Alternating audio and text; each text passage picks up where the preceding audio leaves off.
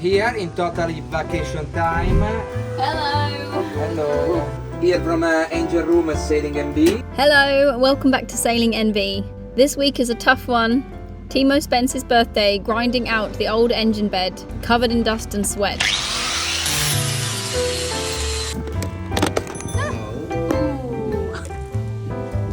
Smile. And at the end, we put the old and the new side by side, and the real pressure begins.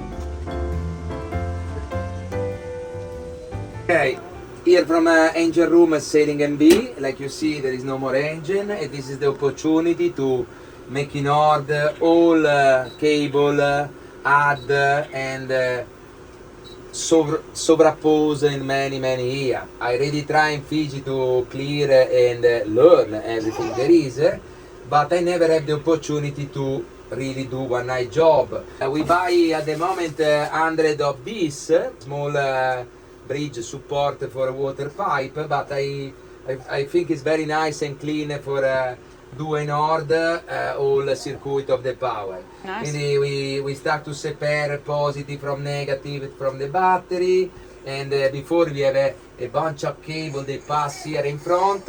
I don't want to have any more, also because like we already tell before, in the future here we go to have one kind of system box. Yeah, it looks really empty. What, are you going to put some back, or you actually everything else you don't need? We didn't need.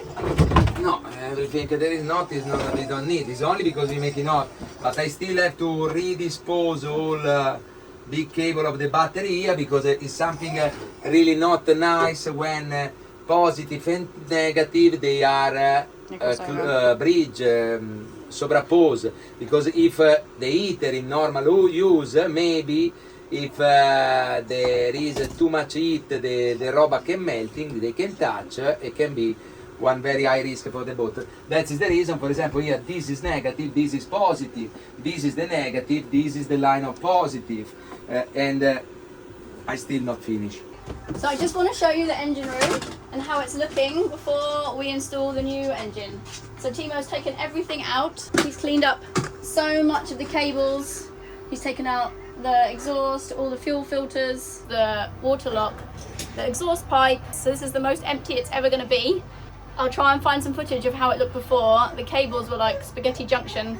There's probably 10 years worth of cables there with multiple owners that hadn't been removed. All the cables that are left, he's also neatly organised. Before that, they were just all kind of, I think they were attached with like string. They were hung in the air. So yeah, this looks really good. It looks so clean now. He's done such a great job. It was a rare moment to actually be able to reach all corners of the engine room. So it's been the perfect time to make improvements before the new engine goes in. But once everything was in order, it was time for the part we've been dreading, cutting out the old engine bed. This is hard, dirty work, fiberglass, grinding, dust and noise. We are ready for cut the bed of the old engine. When I finish the cut, after repainting the floor, when I glue the new one and laminate and primer and painting. Timo has tied the cables to the supports with cable ties so he can unscrew everything from the walls, paint efficiently and put it all back neatly in place afterwards. He's also already cut out the edge of the engine bed, but he's not managed to get it out. So now it was time to bring out the electric tools and the grinder and really get to work. We've started putting plastic up everywhere. Me and the kids are vacating to a hotel now because he's going to be grinding in the middle of the saloon. This is just the start. We've put plastic everywhere. Okay, so we're evacuating the boat so Timo can grind out this fiberglass bed and install the new one. Okay, this is our PowerPoint. Look like it's an efficient horde. Allora, the first line, no. Maybe we can use it. This one is free, but it's burning. But it's on also. This one is on. It's burning also. Oh, this one don't come off. But I think it's very safe. In case there is a rain, here is perfect. To begin the cut, Timo uses an oscillating multi-tool. This keeps the dust down compared to a grinder and allows for a more precise cut. This is one of Timo's favourite tools. Very strange, there is a lot of water. Probably entry from the hole here. Now we got to see on the cap if it's joined with the bulkhead or is it on the inside here. I don't know.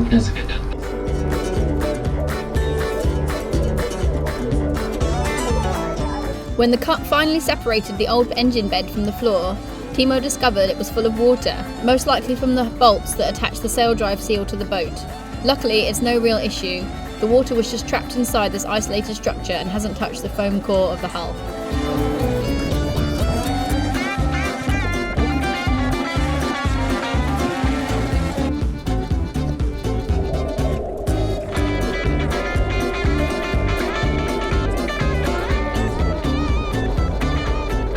The supports Timo is cutting out here once held the water ballast pump back in the boat's racing days. Another reminder of this yacht's past life and how much we've had to adapt it for our new chapter.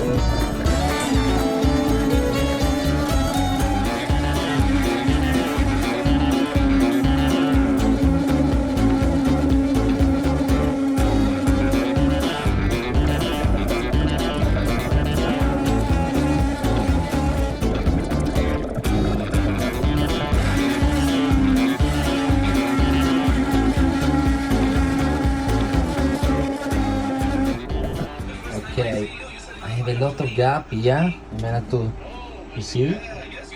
Now we are still attaching one corner.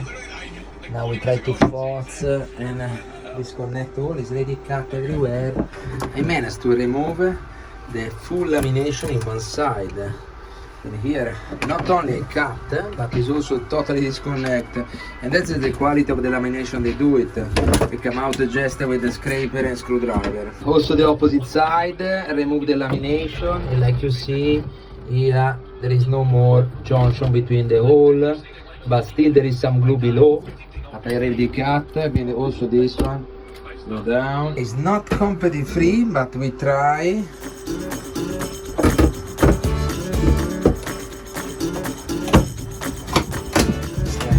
The mole hammer. Watch. Okay. The other side is still attached. Now slowly we continue it. Okay. Ooh. It's attaching the opposite side. Yes. Remove.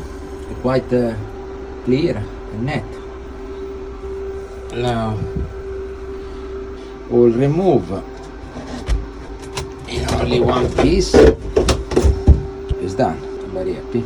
With the engine bed out, Timo can now remove any remaining edges and start to make the surface flat in preparation for the new engine bed.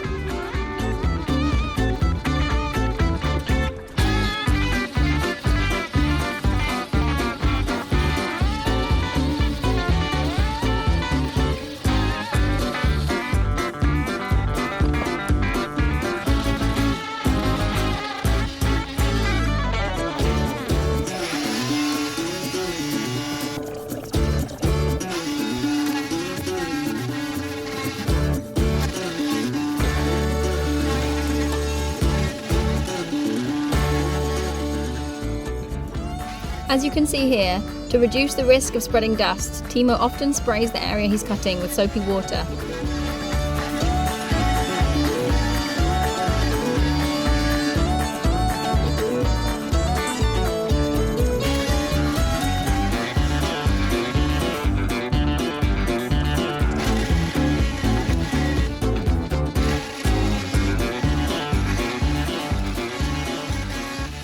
Now you have to tell me, how can we have to go from this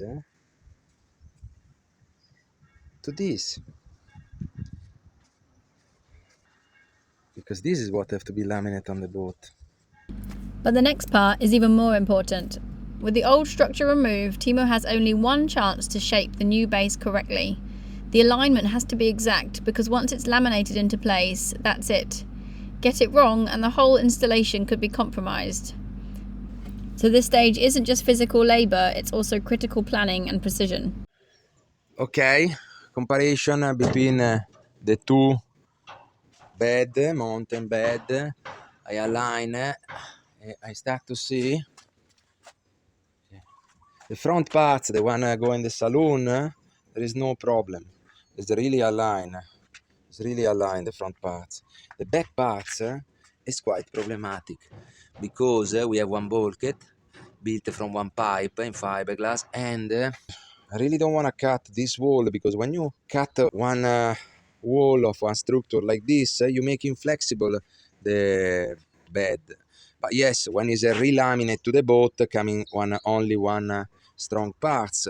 But that's mean also do one difficult lamination, because here I got to have the pipe below, and after I don't have too much vertical wall for attach the fiberglass. I have to laminate here, but these parts is when where there is the mounting blocks of the gearbox, and I don't want to compromise. Plus, I don't want to damage the nice gel coat white, and now I got to protect with the plastic and tape. The first thing is find how much I have to reduce the eye. And I really wish that when I reduce the eye, I don't go to cut this one, because I want to keep the nice bilge for the fry pan of the engine, independent from the bilge of the boat. Yeah, there is a few things I have to think about. Now, today is the day to the grinding. I going up, I go to grinding the engine room. Okay, I'm making two wall in plastic, sealed from the top to the bottom. One is here, and the next one is the one on the wall here to the engine room. Okay, drop down, I tape from inside. After, I go to die. No, a joke. I have a mask, I full cover with a overall, and I have to really grinding all engine room for prepare for the lamination. And also, I find the job of the cut I do it is not bad, but still. The bed of the engine don't go down enough for give me the space for the propeller safety. I have only 20 mil, and after the blade of the propeller touch the hole, I want more. I really want to have more space, minimum what I have before. But this cradle is more big, and it's very difficult to give the same range of freedom. Okay, now I take my overall, I start. I have to do it, I want to do it, I have to do it, I have to sort out today.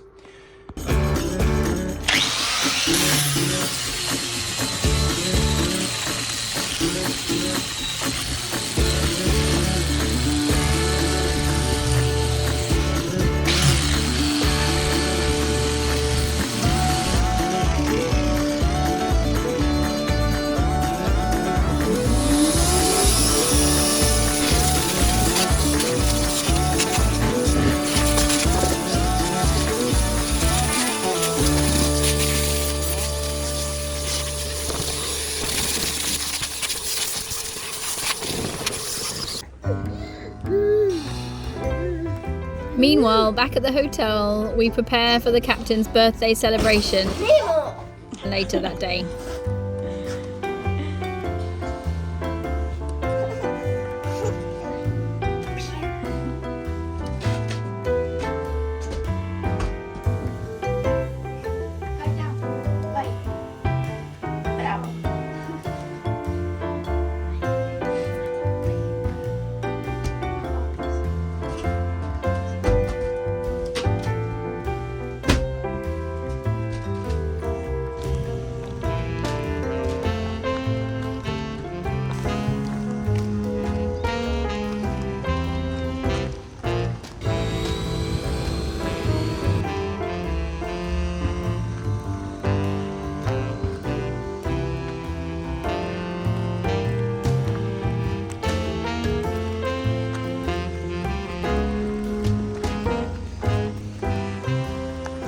Okay, it's been 24 hours. Let's see.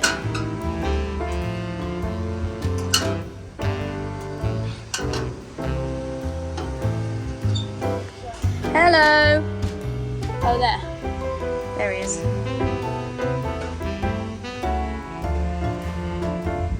Okay, it's been 24 hours. Let's see what Timo's done to our engine room.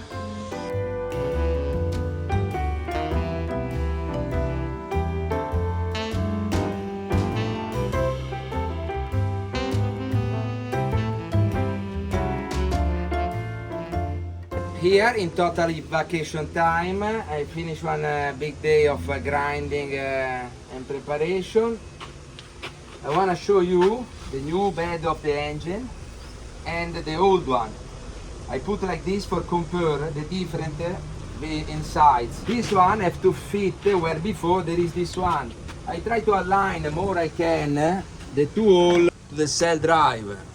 Like this we can see that sadly my most afraid, the one of have to cut the back of the cradle, because you can see the elasticity of one fiberglass frame like this. The more you cut, the more you making weaken too much elastic. The rigidity of this frame is made from the closed form. If we interrupt, we remove the back, we risk to fragilize, to Make it fragile. Yeah, but there is no problem in the end, because when you laminate, you making a complete fusion, completely attached to the boat, refine its rigidity. The problem is, this one is exactly the point. This one is exactly the point where there is the bulkhead, the back bulkhead of the engine room. And that's mean this one got to be cut for go on the top to that bulkhead, and making very difficult to do for me the fiberglass, taping the connection with the fiberglass, because there is no more too much space. I don't want to damage the top parts, also because there is the mounting blocks here, and have one plate. Oh, yeah. We have to make him free. We don't have to make it more high, the plane of connection between the mounting plate, the mounting blocks, and the frame. Quindi it's going to be a little bit tricky. Also because this kind of frame, they can have infiltration water from the seal, because the water can reach the hole and fill it with water. And if here is open, the water can come inside to the boat. The old one, when I open, I find full of water. It's going to be a little bit tricky, this part. For the rest, the other difficulties is choice how much remove, how much cut, because more down is, more the legs and the propeller have a space for spinning the legs inside to the water. You mean you're going to cut the bottom bit, yeah? Yeah, I have to cut the bottom parts. I do like this because probably what so this is what you're going to keep. You're going to keep this bit and you're going to cut this bit. Yeah. Probably I go to report the same proportion to the old one. I go to compare the two legs to the cell drive, the new one, that tomorrow I show to you later. Not now, but tomorrow I go to open the box, put on the table the old one and the new one, compare the difference from the interax, the point on the middle to the shaft of the propeller, and the point of the seal. And when I have the comparison, I can calculate how much I can cut. If I can, I go down more I can for deep more my propeller, also because at the moment we have a small propeller. But we never know, one day maybe I want to install one propeller more big. The more inside of the water is, better is. Now, you mean with bigger blades, longer blades? Yeah. Okay. The problem is, because this is the bulkhead and this one before is on the same level of the bulkhead, this one can go down to the bulkhead, because like you see, the bulkhead is in the position is here. Quindi go to be very, very scary. The good thing is the front parts is exactly the same. And in the end, apart of one small cut for rejoint the front bulkhead, the rest is don't go to come inside to the saloon. The other difference between the two, the bead of the oil sump in the old one be cut out. In fact, like this, you see my finger. Oh, you see? right, yeah. There is not. Oh, why? It's a laminate directly because it's too deep, and when they pose, arrive in contact with the bead. Quindi they laminate from here to the. That is the good thing also, because if I manage to keep this one joint, the fiberglass tabs in the end they go to be more easy, because if I don't have to laminate here inside, is one is one less lamination. It's only all round the complication of the bulkhead plus the tabbing inside to the hole of the cell drive. Very important because it's the first seal for stop the water to fill the frame or come inside to the bowl. Do you think we might have the same thing and we have to cut this, the oil No, thing? because if you see the cutting I do is more. I don't think so. Okay. I don't think so. But now You want to show me inside? The Yes. underneath? comparison. And that is the bolt, you see, there's a laminate inside. The bolt to sealant blocks. The bolt to the mounting blocks. This is a polyester. But it's all right. You can classic fiberglass. smell You of can polyester. fiberglass on it. Yes. I didn't really see it was a bit dark. The holes match exactly, or Yeah. this one's inside? Is it same It's diameter? no, it's a little bit more small this one. Okay, yeah. Nice. Watch how much is there. This is the bulkhead. Before the bulkhead, you see, is a laminate only here, no? Just this Sure. quantity in front. Quindi that is the minimum I can. Also here. That's all from us this week, where the hard work pauses just long enough to celebrate the captain's birthday, after getting a bit of a shock when we unplugged the power. Kerasa menyangkut sudah itu. Whoa. Oh, Oh my god. Yeah, melted.